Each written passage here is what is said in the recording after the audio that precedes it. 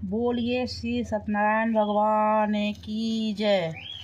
एक समय नैमिषारण्य तीर्थ में सौनकादिक अष्टादि हजार ऋषियों में ने श्री सूत जी से हे प्रभु से पूछा, इस कलयुग में वेद विद्या रहित मनुष्यों को प्रभु भक्ति किस प्रकार मिलेगी तथा उनका उद्धार कैसे होगा। इसीलिए हे मुनि श्रेष्ठ, कोई ऐसा प्रकार मिलेगा तथा उनका उद्धार कैसे होगा। इसीलिए मुनि श्रेष्ठ, कोई ऐसा व्रत या तप कहें जिससे थोड़ा समय में पुण्य प्राप्त होवे तथा मनवांछित फल मिले।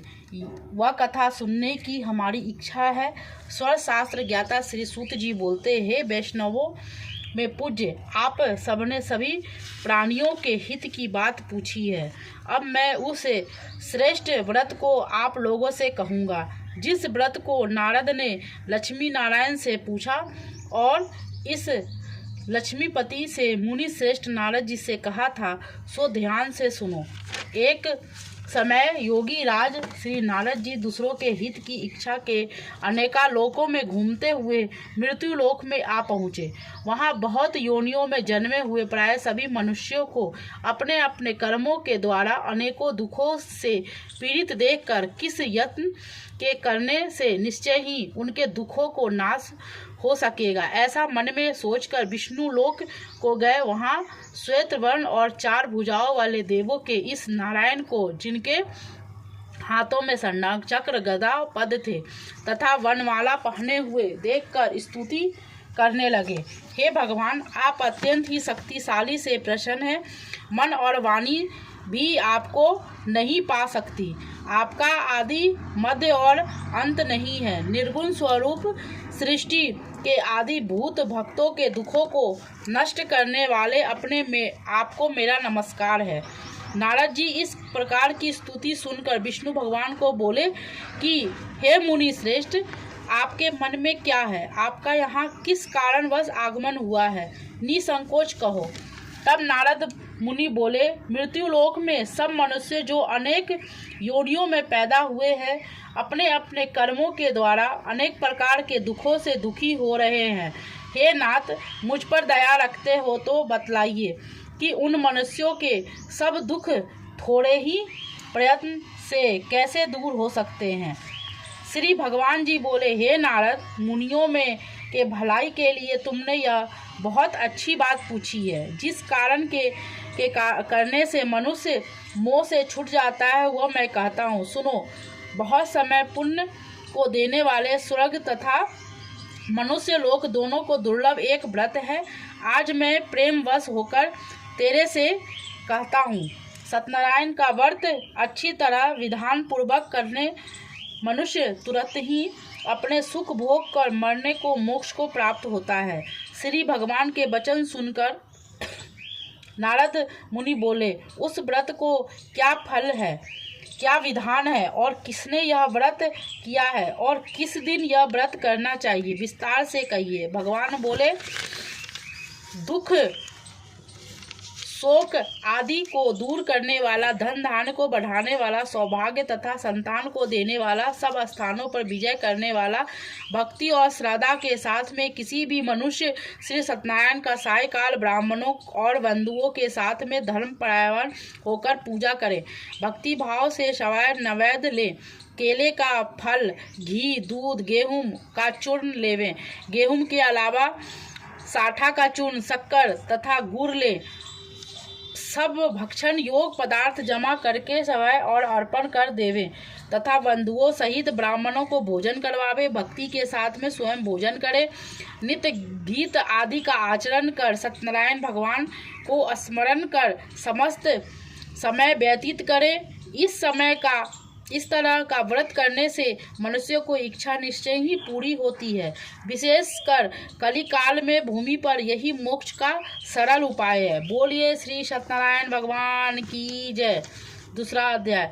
श्री सूत जी बोले, हे ऋषियों में जिसने पहले समय में इस व्रत को किया है उसका इतिहास कहता हूँ, ध्यान से सुनो। सुनकर काशी नगरी में एक अति निर्धन ब्राह्मण रहता था। वह सुख और भूख और प्यास के बेचैन हुआ, नित्य ही पृथ्वी पर घूमता था। ब्राह्मणों से प्रेम करने वाले भगवान ने ब्राह्मण को दुखी देखकर बूढ़े ब्राह्मण का रूप धर उसके पास जाकर आदर के साथ में पूछा, हे विप्र, नित्य दुखी हुआ है, पृथ्वी पर क्यों घूमता है? हे श्रेष्ठ ब्राह्मण, यह सब मुझसे कहो, मैं सुनना चाहता हूँ। ब्राह्मण बोला, मैं बहुत ही निर्धन ब्राह्मण हूँ, भिक्षा के लिए पृथ्वी पर फिरता हूँ। भगवान आदि यदि आप इसका उपाय जानते हो तो कृपा करके कहो। बुद्धि और ब्राह्मण बोले, हे सत्यनारायण, भगवान की मनवांछित फल को देने वाले, इसीलिए हे ब्राह्मण, तू उनका पूजन कर, जिसके करने से मनुष्य सब दुखों से मुक्ति होता है। हे ब्राह्मण, जो व्रत का पूर्ण विधान बतलाकर बूढ़े ब्राह्मण का रूप धारण करके वाले सत्यनारायण भगवान का अंतर्धान हो गए। जिस दिन व्रत को वृद्ध ब्राह्मण ने बतलाया और उसको करूँगा यह निश्चय करने पर उसे रात में नींद भी नहीं आई। वह सवेरे उठा और सत्यनारायण के व्रत का निश्चय ही भिक्षा के लिए चला। उस दिन से उनको भिक्षा में बहुत धन मिला, जिससे बंधु बांधवों के साथ में उसने सत्यनारायण का व्रत किया। उसके करने से वह ब्राह्मण सब दुखों से छुटकर अनेक प्रकार की संपत्ति से युक्त हुआ। उस समय से वह ब्राह्मण हर मास व्रत करने लगा। इस तरह सत्यनारायण भगवान के इस व्रत को जो करेगा वह पापों को छूटकर मोक्ष को प्राप्त होएगा। आगे जो पृथ्वी पर सत्यनारायण का व्रत करेगा वह मनुष्य सब दुखों से छूट जाएगा। इस तरह नारद से नारायण का कहा हुआ यह व्रत तुमसे कहा। हे विप्र, मैं अब क्या कहूँ? ऋषि बोले, हे मुनीश्वर, संसार में इस ब्राह्मण से सुनकर किस किस ने इस व्रत को किया है, हम सब वह सुनना चाहते हैं। इसके लिए हमारे मन में श्रद्धा। और सूत जी बोले, हे मुनियों में जिसने इस व्रत को किया है वह सुनो। एक समय वह ब्राह्मण धन और ऐश्वर्य से के अनुसार बंधु बांधवों के साथ में व्रत करने लगे तैयार हुआ। उसी समय से एक लकड़ी बेचने वाला बूढ़ा आया और लकड़ियों को बाहर रखकर ब्राह्मणों के मकान में गया। प्यास से दुखी हो लकहड़े ने उनसे व्रत करते हुए देखकर ब्राह्मण को नमस्कार कर कहा कि आप क्या कर रहे हैं और इसके करने से क्या फल मिलता है, कृपा करके मुझे कहिए। ब्राह्मण ने कहा, सब मनोकामनाओं को पूर्ण करने वाले ये सत्यनारायण भगवान का व्रत है। इसकी कृपा से मेरे यहाँ धन धान आदि की वृद्धि हुई है। ब्राह्मण को इस व्रत के बारे में जानकर लकहड़ा बहुत प्रसन्न हुआ। चरणामृत ले और प्रसाद खाने के बाद अपने घर को गया। लकहड़े ने मन में इस प्रकार का संकल्प किया कि आज नगर में लकड़ियां बेचने से जो धन मुझे मिलेगा उसी से सत्यनारायण देव का उत्तम व्रत करूंगा। यह मन में विचार कर बूढ़ा लकहड़ा लकड़ियां अपने सर पर रखकर जिस नगर में धनवान लोग रहते थे वह ऐसे ही सुंदर नगर गया और उस दिन से वहाँ पर उसने लकड़ियाँ को दाम पहले दिनों में चौगुना मिला। तब वह बूढ़ा लकहड़ा दाम ले अति प्रसन्न होकर पके केले के फल, शक्कर, घी, दूध आदि, गेहूँ का चूर्ण इत्यादि सत्यनारायण भगवान का व्रत के कुल सामग्रियों को लेकर अपने घर गया। फिर उसने अपने अपने भाइयों को बुलाकर विधि के साथ श्री भगवान का पूजन कर और व्रत किया। उस दिन व्रत के प्रभाव से बूढ़ा लकहड़ा धन पुत्र आदि से युक्त हुआ और संसार के समस्त सुख भोग कर बैकुंठ को चला गया। बोलिए श्री सत्यनारायण भगवान की जय। तीसरा अध्याय। श्री सूत जी बोले, हे श्रेष्ठ मुनियों में अब आगे की कथा कहता हूँ, सुनो। पहले समय में उल्का मुख नाम का एक बुद्धिमान राजा था। वह सत्य वक्ता और जितेंद्रिय था। प्रतिदिन वह देव स्थानों में जाता तथा गरीबों को धन देकर उनके कष्ट दूर करता था। उसकी पत्नी कमल के समान मुख वाली और सती साध्वी थी। भद्रशिला आदि नदी के तट पर उन दोनों ने सत्यनारायण देव के व्रत किया। उस समय वहाँ एक साधु वैश्य आया और उसके पास व्यापार के लिए बहुत सा धन था। नाव के किनारे वह ठहरा कर राजा के पास गया और राजा को व्रत करते हुए देखकर विनय के साथ में पूछने लगा, हे राजन, भक्ति युक्त चित्त की यह आप क्या कर रहे हैं? मेरी सुनने की इच्छा है। या आप मुझसे बतलाइए। राजा बोला, हे साधु, आपने बांधवों के साथ में पुत्रादि की प्राप्ति के लिए महाशक्तिवान सत्यनारायण भगवान का व्रत और पूजन किया जा रहा है। राजा का यह वचन सुनकर साधु आदर के साथ में बोला, हे राजन, मुझसे इसका सब विधान कहें, मैं भी आपके कथानुसार इस व्रत को करूँगा। मेरे भी कोई संतान नहीं है और इससे निश्चय ही होगा। राजा को यह सब विधान सुन व्यापार से निर्वृत्त हो आनंद के साथ घर गया और साधु ने अपने स्त्री से संतान देने वाले उस व्रत को समाचार सुनाया और कहा कि जब मेरे संतान होगी तब मैं इस व्रत को करूँगा। साधु ने ऐसा वचन अपनी स्त्री लीलावती से कहे। एक दिन उसकी स्त्री लीलावती पति के साथ अनादि संसारिक और धर्मवृत्ति होकर सत्यनारायण भगवान की कृपा से गर्भवती हो गई तथा 10वें महीने में उसे एक सुंदर सा कन्या का जन्म हुआ। दिनों दिन वह इस तरह बढ़ने लगी जैसे शुक्ल पक्ष का चंद्रमा बढ़ता है। कन्या का नाम कलावती रखा। तब लीलावती ने मीठे शब्दों से अपने पति से कहा कि आपने जो संकल्प किया था हुआ है कि भगवान का व्रत करूँगा, अब आप उसे करिए। साधु बोला, हे प्रिय, इसके विवाह पर करूँगा। अपनी पत्नी को आश्वासन दे वह नगर को गया और कलावती पितृगृह में वृद्धि को प्राप्त हो गया। साधु ने अपने नगर में सखियों के साथ में अपनी पुत्री को देखा तो तुरंत ही दूत बुलाकर कहा कि हे पुत्री, वास्ते कोई सुयोग वर देख कर लाओ। साधु की आज्ञा पाकर दूत कंचनपुर नगर पहुंचा तो वहां पर बड़ी खोज कर और देखभाल कर लड़की के वास्ते सुयोगवानी पुत्र को ले आया और उस सुयोग लड़के को देखकर साधु ने अपने भाई बंधुओं सहित प्रसन्नचित्त तो अपनी पुत्री का विवाह करके उसके साथ कर दिया। किंतु दुर्भाग्य से विवाह के समय भी उस व्रत को करना भूल गया। तब भी भगवान ने क्रोधित हो गए और श्राप दिया कि तुम्हें दारुण दुख प्राप्त होगा। अपने काम से कुशल साधु बनिया अपने जा माता सहित समुद्र में समीप रत्न रूप नगर पहुंचा और वहां दोनों ने ससुर जमाई चंद्रकेतु राजा के नगर में पहुंचने पर व्यापार करने वाले एक दिन भगवान सत्यनारायण की माया से प्रेरित कोई चोर राजा का धन चुराकर भागा जा रहा था, किंतु पीछे से राजा के दूतों को आता हुआ देखकर चोर ने घबराकर भागते भागते धन को चुपचाप वहां रख दिया जहां वह दोनों ससुर जमाई ठहरे हुए थे।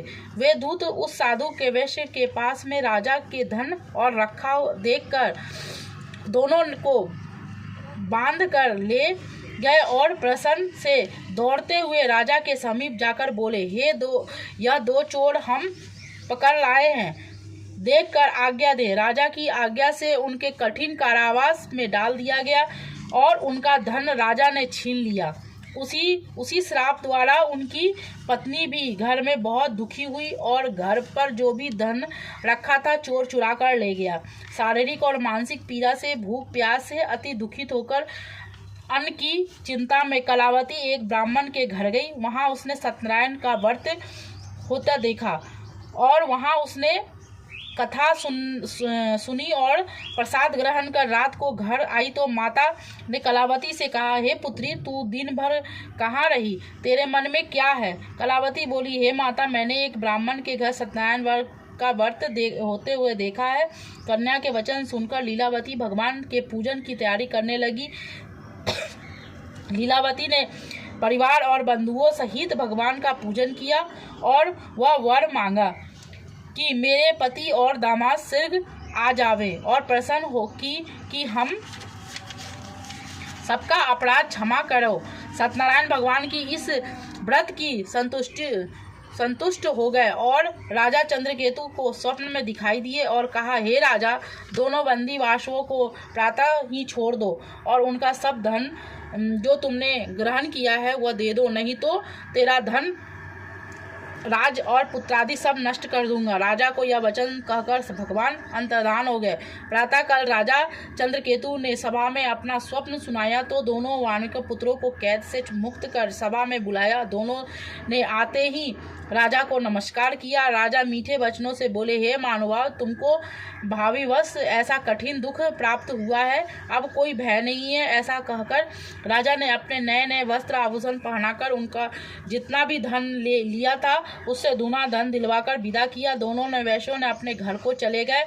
बोलिए श्री सत्यनारायण भगवान की जय। चौथा अध्याय। सूत जी बोले, वैश्यों में मंगलाचार करके यात्रा आरंभ की और अपने नगर को चला। उनके थोड़ी दूर पहुंचने पर दंडी वेशधारी सत्यनारायण ने उनसे पूछा, हे राजा, तेरी नाव में क्या है? अभिमानी वानिक हंसता हुआ बोला, हे दंडी, आप क्यों पूछते हो? क्या धन देने की इच्छा है? मेरी नाव में जो बेल और पत्ते आदि भरे हैं। वैश्य का कठोर वचन सुनकर भगवान ने कहा, तुम्हारा वचन सत्य हो। ऐसा कहकर दंडी वहां से चले गए और कुछ दूर जाकर समुद्र के किनारे बैठ गए। दंडी के जाने से पर वैश्य ने नित्य क्रिया करने के बाद पानी में नाव को ऊंची उठी देखकर अचंभा किया और नाव में लता पुत्र आदि देखकर मूर्छित हो जमीन पर गिर पड़ा। फिर मूर्छित खुलने पर बहुत शोक करने लगे। तब उसका दामाद बोला, आप शोक न करें, यह दंडी का श्राप है, अतः उनकी शरण में चलना चाहिए, तभी उनके मनोकामना पूरी होगी। दामाद के ये वचन सुनकर दंडी के पास पहुंचा और अत्यंत भक्ति भाव से नमस्कार करके बोला, मैंने जो आपसे असत्य वचन कहे थे उनको क्षमा करें। ऐसा कहकर महान शोकातुर हो रोने लगा। तब दंडी भगवान ने बोला, वानिक पुत्र, मेरी आज्ञा से बार बार तुम्हें दुख प्राप्त हुआ है, तू मेरी पूजा से विमुख हुआ है। साधु बोला,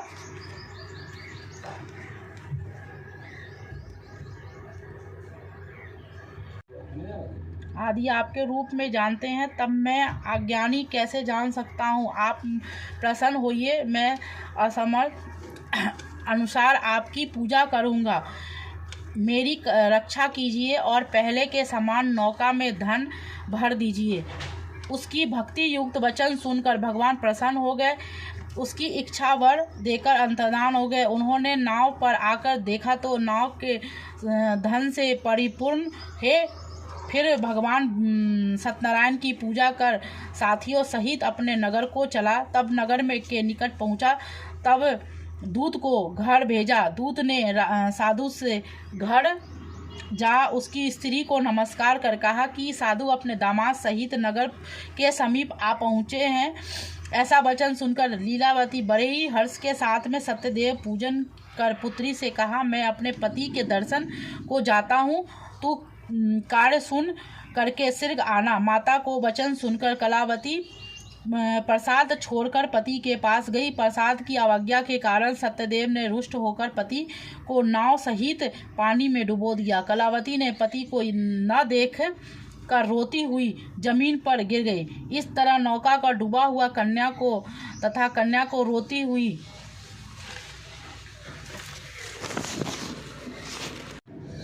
देख साधु दुखित हो बोला, हे प्रभु, मुझसे या मेरे परिवार से जो भी भूल हुई है उसे क्षमा करो।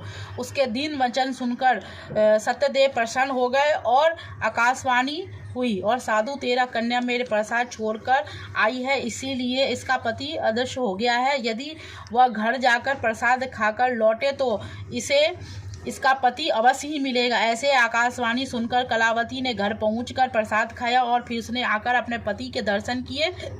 तब वैश्य एवं परिवार के सभी लोग प्रसन्न हुए। फिर साधु ने बांधवों सहित सत्यदेव का विधि पूर्वक पूजन किया। उस दिन से हर पूर्णिमा को, संक्रांति को सत्यनारायण भगवान की पूजा करने लगा। अंत में श्री लोक को सुख भोग कर स्वर्ग को चला गया। बोलिए श्री सत्यनारायण भगवान की जय। 5वां अध्याय। श्री सूत जी बोले, हे ऋषियों में मैं और भी कथा कहता हूँ, सुनो। प्रजा पालन में श्रीलीन संदाध्वज नाम का राजा था। उसने भी अपने भगवान का प्रसाद त्याग कर बहुत दुख पाया। एक समय वन में जाकर पशुओं को मारकर बड़ के पेड़ के नीचे उसके भक्ति भाव से ग्वालों को बांधवों सहित सत्यनारायण का पूजन करते हुए देखा। राजा देखकर भी अभिमान वश न तो वहां गया और न ही नमस्कार किया। जब ग्वालों ने भगवान का प्रसाद उसके सामने रखा तो वह प्रसाद को त्याग कर अपने सुंदर नगरी को चला गया। वहाँ उसने अपना सब कुछ नष्ट किया पाया। तब वो जान गया कि यह सब कुछ भगवान ने दिया है। तब वह विश्वास कर ग्वालों के समीप गया और विधि पूर्वक पूजन कर प्रसाद खाया। सत्यदेव की कृपा से तब जैसा था वैसा हो गया तथा इस लोक को सुख भोग कर मरने पर स्वर्ग लोक को गया। जो मनुष्य इस परम दुर्लभ व्रत को करेगा, भगवान की कृपा से उसे धन धान्य की प्राप्ति होगी। निर्धन धनी होता है, बंदी बांधवों से मुक्त होकर निर्भय हो जाता है, संतानहीन को संतान की प्राप्ति होती है, सब मनोरथ पूर्ण होकर अंत में वैकुंठ धाम को जाता है। जिन्होंने पहले इस व्रत को किया है उसके दूसरे जन्म की कथा कहता हूँ। वृद्ध सनातन धन ब्राह्मण सुदामा का नाम जन्म लेकर मोक्ष को पाया। उल्का मुख नाम का राजा दशरथ होकर वैकुंठ को प्राप्त हुआ। साधु नाम के वैश्य ने मनोरथ ध्वज बनकर अपने पुत्र को एक ओर से चीर कर मोक्ष को प्राप्त किया। महाराज संदाध्वज से स्वयं शंभु मुनि होकर भगवान के भक्ति भाव काम कर मोक्ष को प्राप्त हुआ। बोलिए श्री सत्यनारायण भगवान की जय।